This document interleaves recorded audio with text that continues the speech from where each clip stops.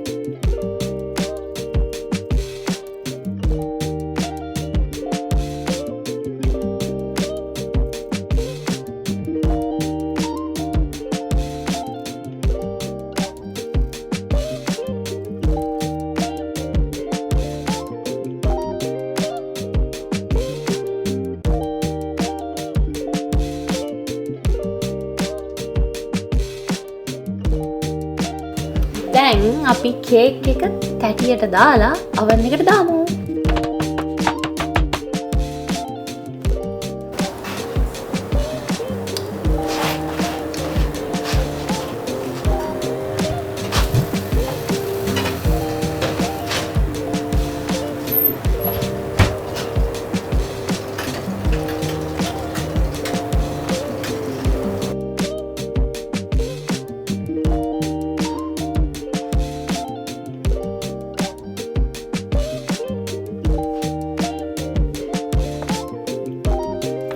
ඉතින් ඔන්න කේක් එක හොඳට ආවා.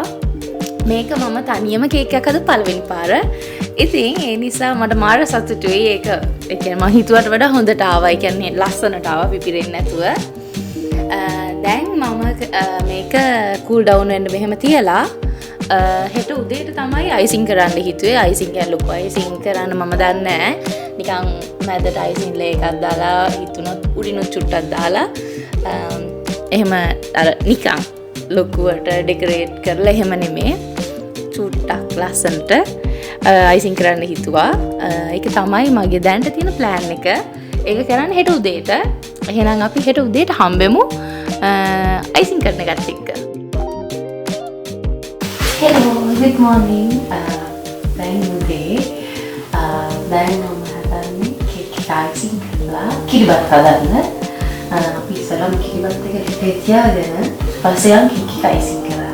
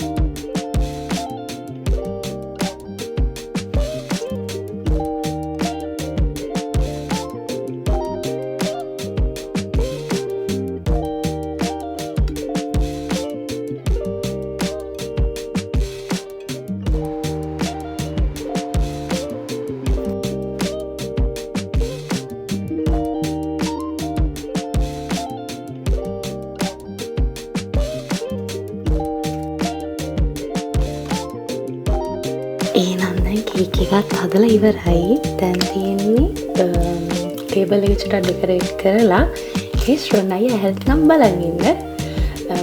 එහෙනම් අපි යමු ටේබල් එක ඩෙකරේට් කරන්න.